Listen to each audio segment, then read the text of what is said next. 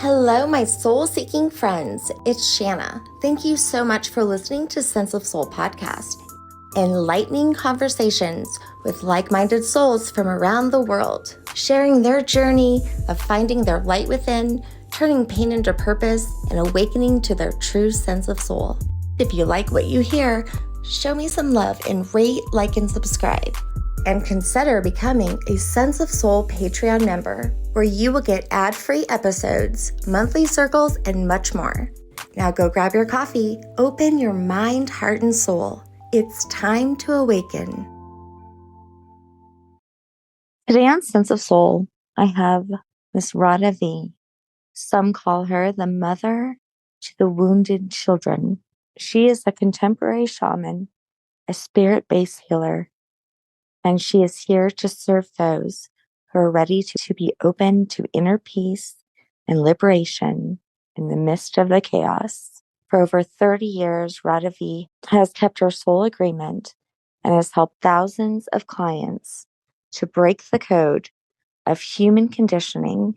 Radavie was recommended by one of my beautiful listeners and friends, Lauren. Thank you so much, Lauren, for connecting me with such a beautiful soul. Hi. Oh, Shana. How are you? Oh, excellent. Oh, this garden behind me. Last night I did a circle and it was on the Garden of Eden. Oh, well, hey, Garden of Eden sounds to me like heaven on earth. Yeah, literally. Yes. Well, it depends on who you were. I mean, I don't know if Lilith or Eve or some of those female goddesses thought that. There's so many stories about Garden of Eden. I choose to look at it as a place of peace and beauty. And whatever story anybody wants to put to it, that's what I hold. Peace and beauty and the divine presence. Hmm. I need to get there. I still have confliction going on within me about it. The things that I've discovered along my journey, things where I thought I knew. I had this perfect little fairy tale going on in my mind, in my heart that I was told for generations. We live in a conditioned world. So, in a conditioned world, everything is two parts, right and wrong, good and fair, evil and whatever it is. And there are so many people who are coming from the conditioned world. I mean, my experience is that for many thousands of years, there were fallen beings, or you could call it fallen angels. My word is fallen beings. And all of this greatly influenced the churches. And if we look into different conditionings, if you open our hearts and look, there's a little bit of division. For instance, my church is better than your church. This is what I believe. So we are so entangled in our beliefs. And we Wow. get into that trap. And then there are times when we want to say, which one of these pieces I'm hearing is right? And then I feel I need to get out of the game. And here, if I ask myself, every question has an answer. I'm very grateful that my cosmic soul group guides me. Came on this planet with, I want to see humanity live in peace. And I'm touched. My heart is touched by saying that. Most importantly, what they do with children. The slavery, that's a deep, deep, deep touch in me. And I would go reading sometimes, it's a new thing, reading. I want to know more because I'm hoping I'll see that there is people who see something good happen in spite of the darkness. And I want to hold it in my heart. But what it was doing was getting me down. I said, what happened to my heart? I can't find it. I usually wake up in such peace. What's happening? And my soul guides told me, I said, we want to tell you why. This is really important to say. there are these people who are here bringing up the truth from the dark. Truth, what they call them, intels, whatever. So those people who are sitting, sleeping, it's important for them to be stirred by hearing the truth of the darkness that is occurring, that you need to understand where you are.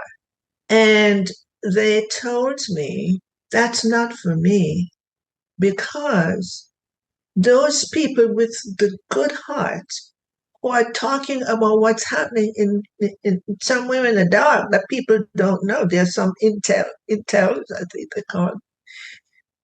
When they are speaking about what's happening, what is being what is affecting certain people and certain things that are happening, they are holding that energy. They have to connect with that energy to express it. They are. It's an energy. It's energy. And they said, it's not for you. That's lifetimes ago, not now. You are not here for that. And they told me how it affected me. And I said, do not, do not look at those things anymore. Do not, because it's affecting me. And I knew, I experienced it, how it affected me. So it's not the place to go. So for me, I am here to bring the light, not to go get into details of what I already know is happening on the planet. We're in a chaotic world. And it says, this is, I don't know why I'm telling you, because I normally don't talk about it, but there's something in you I think one needs to hear it. This is a spiritual war, and you need to stay away until it's over. My only thing is I feel like everything in my journey has been uncovering the truth. It started with me personally, my own journey in my ancestry, everything who I thought I was in the way of this body. There was much more than I had ever known. In that discovery, there was a lot of healing that needed to be done because of the hidden truth. And so once I was able to share the stories, unearth them, give voice to those who didn't have a voice, it was healing what I discovered. And a lot of it was not just for me, it was American history, that has gone untold. And had they been told correctly or truthfully, you can maybe empathize with other people and their differences in seeing that we are all one. And then when I awakened to not just my ancestry, but also to that I was more than just this body. I have a higher consciousness. I have a soul. I'm energy. I was living with those conditions. Everything I believed was what someone told me to believe. And I just believed it. I'm just like a minion. I just do what I'm told. And when I opened myself up to the possibility of learning about other cultures, other beliefs, other even stories of Garden of Eden. I saw that there was this vast energy that was in all of us and that connected all of us. I love this conversation, Shanna, because you're so deep and open. And yes, I've gone through all of that. I had to go through my own childhood wound experience by myself. I needed to do self healing because it's when I really got to embody what human conditioning goes through. I couldn't read it in a book. The experience that you've gone through, Shana, is the wisdom you've gained to be able to open your voice and express your heart to people. But when you express like that and it's coming through you, you're coming from that place of the divine. There are so many different frequencies from which we come from. We either come from our conditioned self or our unconditioned self. And a lot of these people who are teaching us in childhood, they have lost their understanding or living from the unconditioned self. You know, remember, I went back to the fallen beings. Remember, I talked about that. And I said, this is thousands of years ago where people had been conditioned. It's still happening. It's happening through the human conditioning. When it came to a time when I got to understand that was the depth of what my soul agreement was to break the code. It touches my heart because I'm not saying I'm the only one. I'm very humble about my devotion and my passion. That's what I came to do. When I got the message or channel for the essence of our soul, our divine spark, that they told me. And the book has come together. The whole thing I had been doing, Shanna, all these years, for 30 years, my specialty, everybody knew about me as I work with the inner child healing. And it's funny, I'm talking with you in things I normally don't say, but here it is. I had the ability, or I do have the ability, to hear those wounded little children. And I would get the client to take me somewhere because they don't know where it is. Okay, because I'm very intuitive. I came in with my shamanic medicine bag, but I don't say I'm a shaman. It's just, when you know things. Okay. And we will go find the child and I bring them together. Without going into that detail, the children would tell me things. And it's important that the person connect with that child and be able to hear them before the session is over. I need to put them together so they can be reparented by the adult. They've been waiting. So coming back to why I'm bringing this up, when I heard those children speak, my passion is about the wounds. It took me all these years, I have to say, when the messages came to me from the divine spark.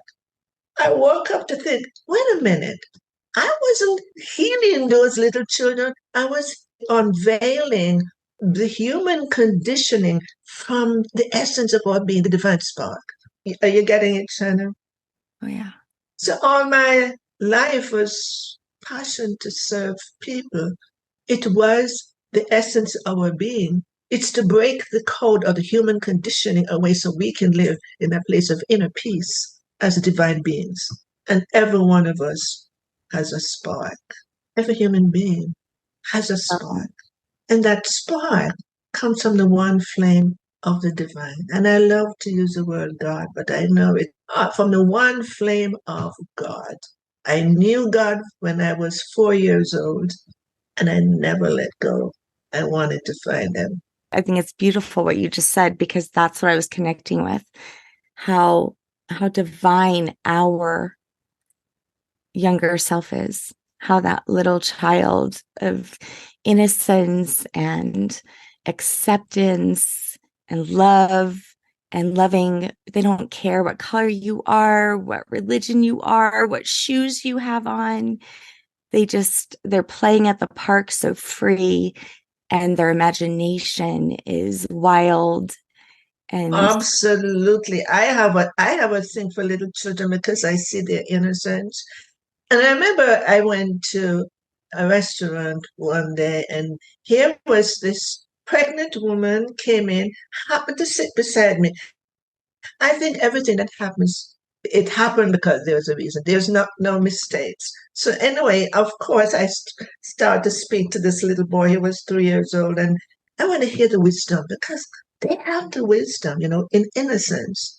And then he said to me, I have a brother.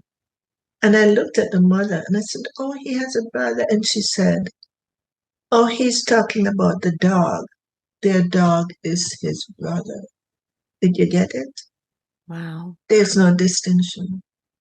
Yeah. He's still in that space of awareness where awareness is from the spark, from the divine spark, and everything it looks at it as oneness.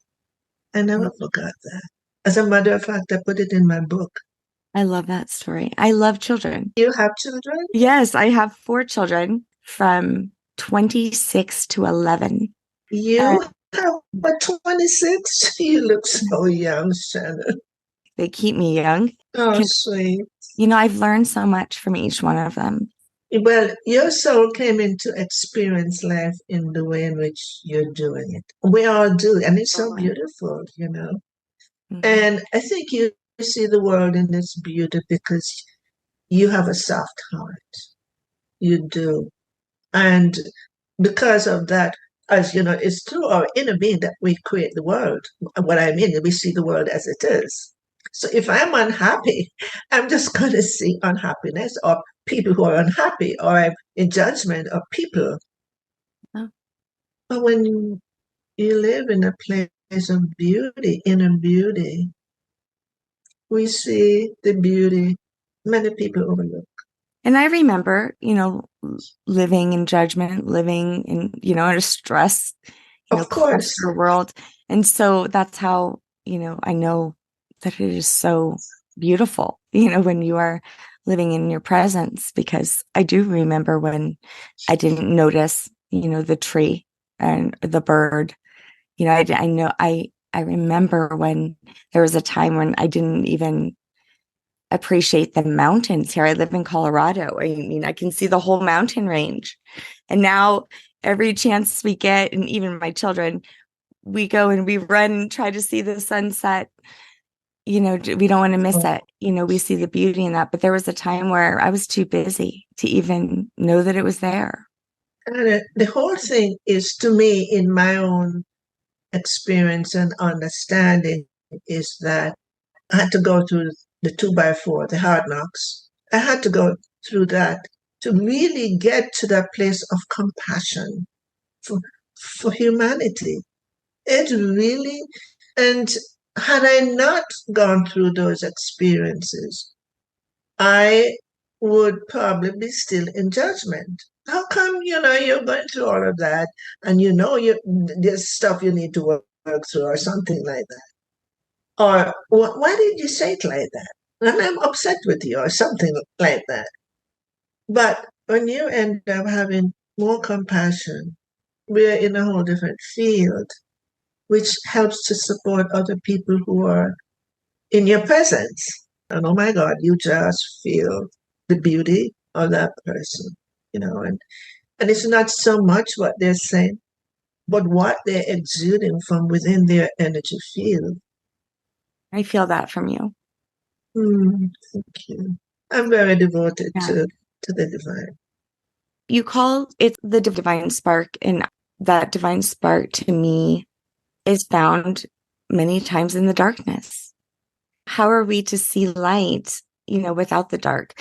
How are we supposed to awaken to conditions if we've never experienced them?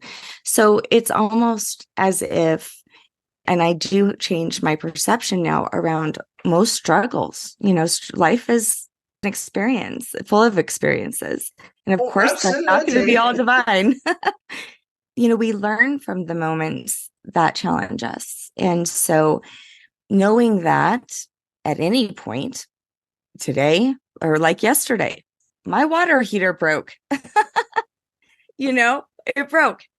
I could be mad, I could be stressed about it, but I shift my perception knowing, okay, we will fix things. We will face our challenges.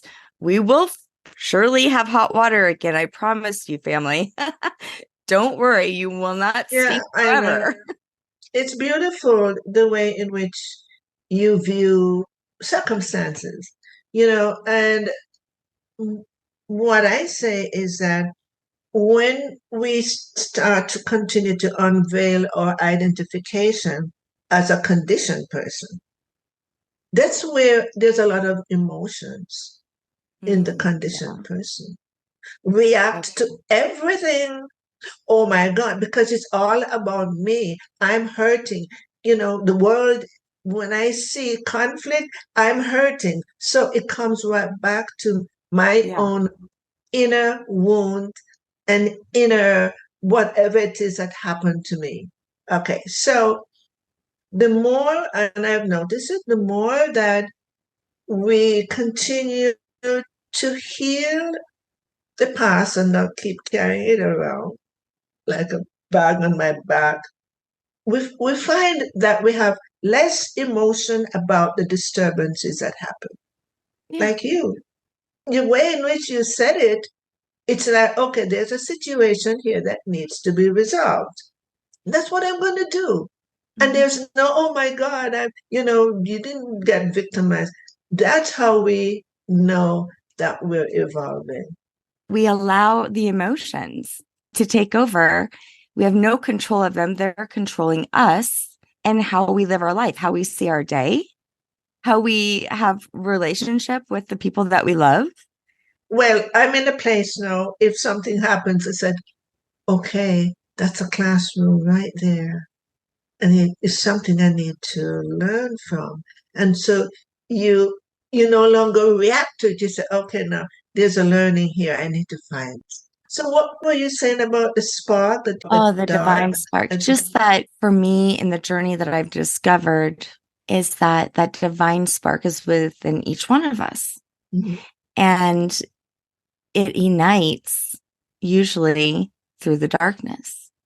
mhm, There's a story of the Pistis Sophia in the Gnostic Gospels. I don't know if you're aware, the story where Jesus teaches his disciples in this gospel that was hidden that Sophia, this wisdom, falls into the darkness and mhm. she forgets who she is. She forgets her wisdom. And he finds her there in the dark and she finds her divine spark within. And then she goes all the way up to the highest dimension, becoming pure light, right? Becoming that little spark, is just the beginning. You know, I didn't know I needed to write. And I finally realized the divine spark was expressing itself. And to me, it was beautiful because it says, I'm behind the wall. And it was a yearning. I'm behind the wall.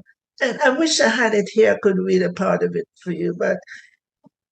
And it says, I yearn to be touched. I yearn to be loved. I yearn, Oh, but I'm behind the wall. And I finally realized, oh my God, the divine spark is speaking, yearning yes. to to express its love. And they did tell me, because I won't repeat them because their words are more multidimensional. But this part, it says, the most painful part for us is that our love can't be shared in the world. That's our deepest pain. I agree. In the beginning, when they said you will surely not die, you will be like God, right? You will have that divine spark.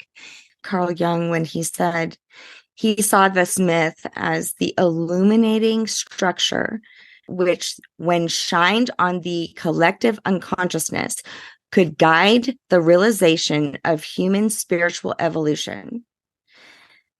I see that divine spark as that.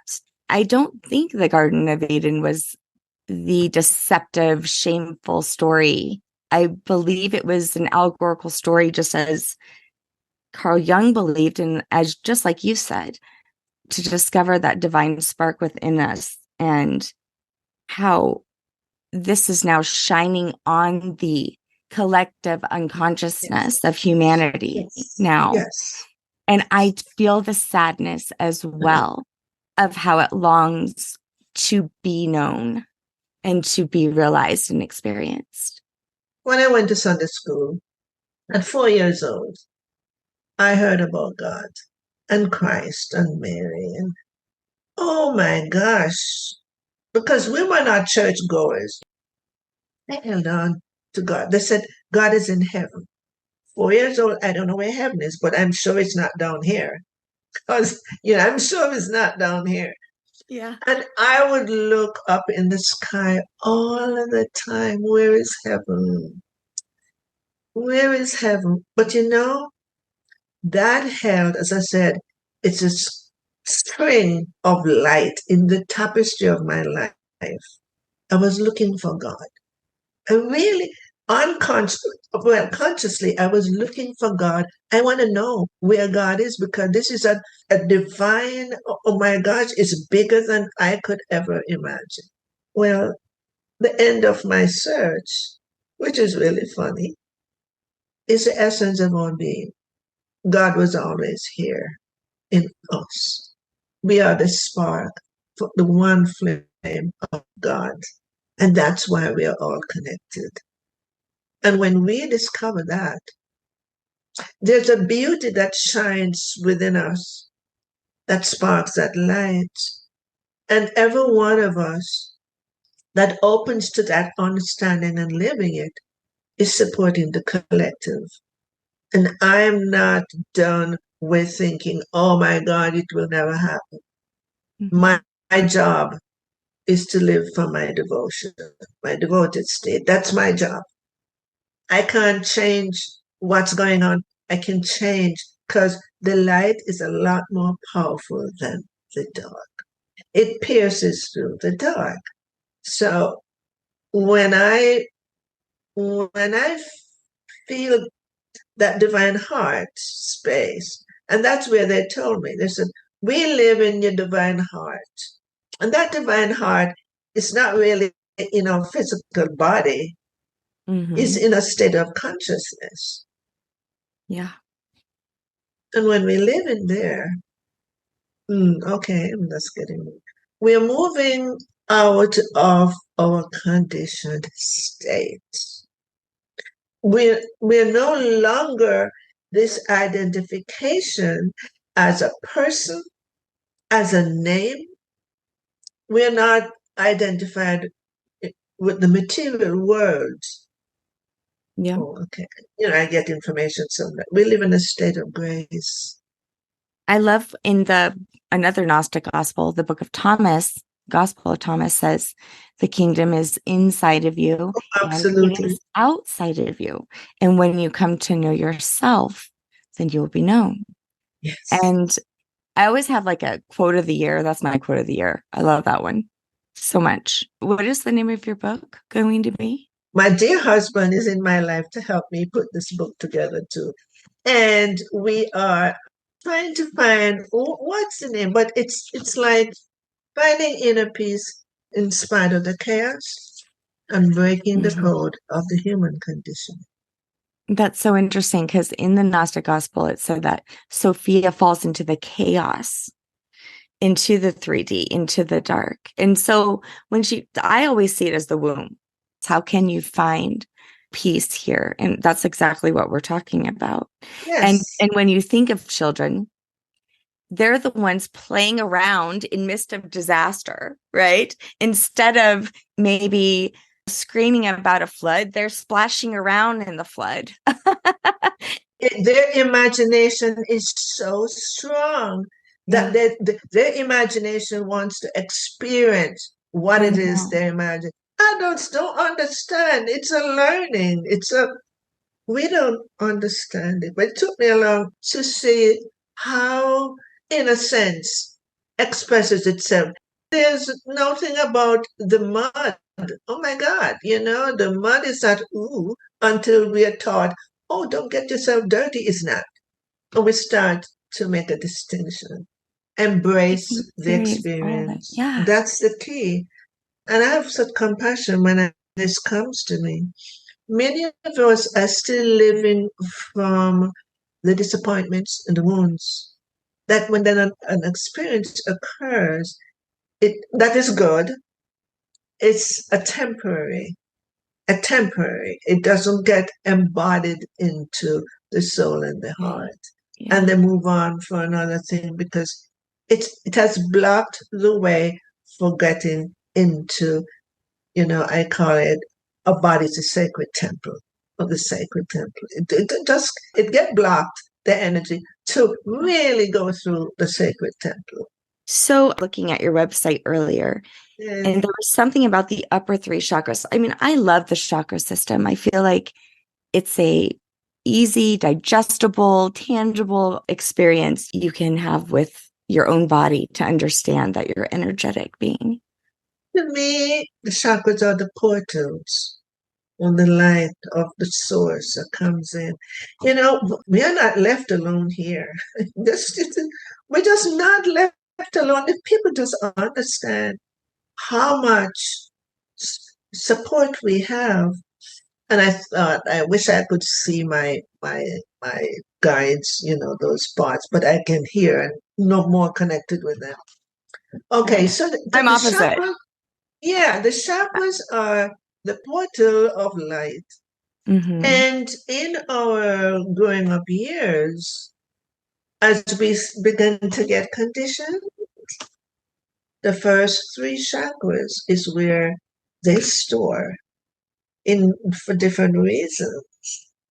And I give away that. And if people want, they can go sign up on my website to get that free. And I talk about the importance of the chakra, those first three chakras, because when person is moving through their early healing, Mm-hmm. that's what I would say. Go look because they each have something different that they hold. They're When I holding a speak lot. of holding a lot, especially the second chakra. You know, Spirit told me a long time ago the second chakra is holding inner secrets. Seek Mm-hmm. is what does it mean? Unconscious things that we don't even remember. Yeah. Hidden secrets, it's hidden secrets for me. Not hidden secrets, I'm not telling anybody about it because I know it. You Mm-hmm. don't remember it. Everything that has happened to us, Shana, in my understanding, leaves an imprint. Good and bad, and it leaves an imprint. When I was 10 years old, my father was in the hospital, and there were 10 of us, so we were a big family. And I was taken to the hospital to visit him because I realized now because they knew he would not, he couldn't overcome his heart. And I sat, my chair was right in front of his bed. And my older brother whispered to me, put his hand on my shoulder and said, "Don't cry." Mm-hmm. So I didn't cry. I just sat there and just all of those years, Shannon, all of those years, it was like maybe 2 years ago. I was having a discomfort somewhere around my hip, somewhere around there. And I'm very good at touching, and my body, my cells tells me what is going on. Surprised. The emotions that I was told not to cry was sitting there. And I thought, oh my God. But beyond crying the 10-year-old pain out, I began to see my father, not just as a father, but as a human being. He died at 46, so he was young. And I was shown how difficult life must have been. He was Chinese from China. He came to another country. He had a lot of responsibilities. I know he was the leader of the pack. And I started to be shown how much responsibility and difficulties he had on him with 10 children. Whatever situation I may have had about him as a father was replaced by, it was really a beautiful, beautiful compassion. So yes, it was there found to me. Can you see now going back to childhood, how when something happens to us, it's very, very wounding, how we create an impression of why it happened. That is the deepest thing that people have to heal.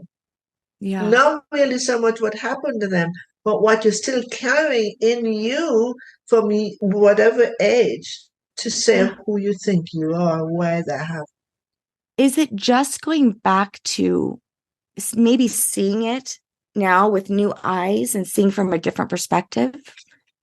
Is that enough to heal? Because it seems like for me, usually it is. It's that simple sometimes. The most important thing is to be able to see it from a heart place. I can see it from a mind place. Instead of seeing it from brain, Whatever see it age from you the are, you heart. got to feel it. I Yeah. remember I was a little bit disturbed. I was talking to a group of people and I was talking about childhood, some years ago. I think I was in Jamaica doing that. And one woman who is a teacher, uh, ta- she says, "Oh, that's in the past. Your mother was, oh, so and so. Your mother had some mental problem. She had to go to the hospital. You just." And I felt really upset inside. How, and I didn't say to her, but how dare you, adult, created a belief about what the child had. I said, do you remember what was happening when you were a child? Do you? Don't tell me your adult self think it's all gone. It's because Mhm. you've covered it over. And that's where self-compassion is so important. A lot of people talk about in relationships, these triggers, they're triggered by certain things. And some will say, and actually my friend had sent me something the other day where this meme said you should stay away from people who trigger you. And we both kind of we talked about this because I said, is a trigger not an opportunity though for you to have maybe an awareness of there's something in you that, Absolutely, I agree just with you. like the pain. Yes, but I take it a little further about. I'm totally agree with you. But there is something to consider what your friend said. Mhm. If yeah, yeah, you get a moment to say, okay, there's something buried in me, and this person's triggering it. I have to go look. I own it. It's my feelings. I have to go look what it is. It has stirred up in me that was sitting later. Okay, Mhm. and you get wisdom. However, if you're with someone who Yeah. constantly berate you, you know you're not on the same wavelength. You look at it and said, okay, lack of communication is here. And I'm the one who's always blamed. And they are blocked off from their own stuff. And if they are not open to see and to have a conversation with me, then I need to pack my bags and leave. Yeah. We need to know when triggering ends and abuse starts. Oh, that's a good Yes, word. I Triggering agree. ends and abuse I had said that. continues. I said if you think of an alcoholic or an addict and someone's constantly triggering them, like maybe drinking around them or, poking at them when they know they're like intentionally doing it because of their own pain that they're, you know, Yes, absolutely. suffering. The emotions are something else, aren't they? We are emotional beings, and this Yeah. is what humanity needs to understand. It's not anything to stuff. Believe me, if you stuff it, the energy is blocked in your body and it's going to come out in some kind of illness Yeah. or some kind of bad behavior. Hmm. Yeah. I cried buckets. I cried buckets. And I know that it's very important that when you're feeling something, you allow it to come up. Don't Yeah. stifle it, please, Oh, listeners. to shove it down is uncomfortable. Like it Yes. feels better, just to be able to release it and free from my You body. know, Mm, this would have been pretty awesome, just being shown to me that if it came up in this, in a podcast, what an amazing thing if you would say, this thing that you did is just triggering me. And we're mm. going to talk about allowing it to come out. Oh my God. Yeah. Oh, it That has happened on this podcast plenty with Well, me. well, the whole thing is because beautiful. You are so open and sensitive. It's beautiful to say, okay, now something is coming up, and for people to know that and to realize it doesn't matter where you are in your evolution. Yeah. There are parts of us that still lie there waiting to be touched and loved and recognized that it's still there. How beautiful that is. Yeah. My gosh. No wonder why Lauren had messaged me that she loved you so much. and that you have just been such a blessing in her life. So thank you, Lauren, for connecting me with this amazing soul. I've loved every minute of this conversation with you. To me, it's like I was speaking to a friend, and that this conversation goes well. I could feel I could open up and be deep with you because you carry that energy. And Mm. it's not just what you say, but the vibration that you carry. Like the beginning, I often said, I don't remember what it is I said that you asked, and I just went there in a much. We we're sitting in a comfortable chair with each other, and as I told you, it's so beautiful speaking with you because you're deep in. That's the Mm. conversations I love. I feel so peaceful right now. That's exactly the energy you put off is peace. This is why you're so good at what you do and why you are working with like one of our listeners, Lauren. I adore her. Oh man. Me too. Tell everybody where they can find you and what programs and things they can find on your website. My website is going to be a little bit more upgraded with the book. And I'm going to do an intensive program because I'm guided to do that based on the book. But part of it, I've been Mm. doing it for over 30 years. So I'm going to have a group of people. It's a small group. I want to 10 because I want people to speak about everything that ever happened to them. Just don't leave anything behind. And then we're going to do some practices, and it's going to be from the book. However, in the meantime, I have two programs there, and I'm offering the 20-minute complimentary, and I'm also offering that chakra program. People listen to it and really understand what it is they're holding their first three chakras. And then after that, I turn off the video so they're not distracted by sights and to help them to go through the release. So that's a big giveaway program. I'm passionate about supporting people. Passionate. And I would say, okay, now we're here, we're going to open up. I want you not to bring out the wisdom, the knowingness that Yes. is locked inside here. Fact that you want to learn from me tells me there's something in you that you want to discover. And I want you now to go, and I'm going to be here to hold the space and support you. The quote that I have at the very beginning of my book is in the Gospel of Thomas, another Gnostic gospel, and it says, "Know what is in front of your face, and what is hidden from you will be disclosed to you. For there is nothing hidden that will not be revealed, and there is nothing buried that will not be raised." That's the mystery. Yes. Oh, yeah. So It's for you to do. find it. It'll come to you. If you're aware, if you're present, if you're aligned, it'll come. It'll be there. Nothing will be hidden. It'll be revealed. Determinedly present to what it is. Yeah, yeah. Well, thank you so much. I'm so glad that Source revealed you to me.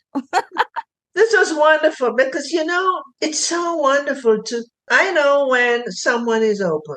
There's a lot of things, that doesn't come through me when I'm with different people because their vibration is what I am responding to. Mm-hmm. Just like you, and just coming to me, just like you respond to those people who come to you. Yeah. Based on who they are. Yeah. Energy attracts energy. It's a law. Yes. Thank you. Everyone can find you at radavie.net, www.radavie.net. Yes. And thank you so much. It's been such an honor. You are such a beautiful soul. Thanks for listening to Sense of Soul podcast. And thanks to our special guests for joining me. If you want more of Sense of Soul, check out my website at www.mysenseofsoul.com, where you can work with me one-on-one or help support Sense of Soul podcast by donating to my coffee fund. Thanks for listening.